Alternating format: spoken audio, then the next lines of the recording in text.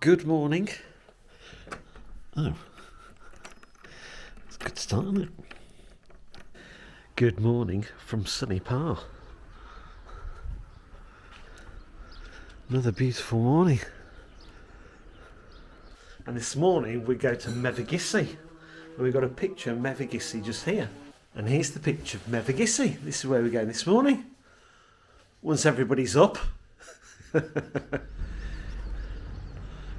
We're in the car park, just at the back of Mevagissey. Now we're going to walk to the harbour. It's a plant pot. You're going to get one? Yeah! That'd be perfect for you.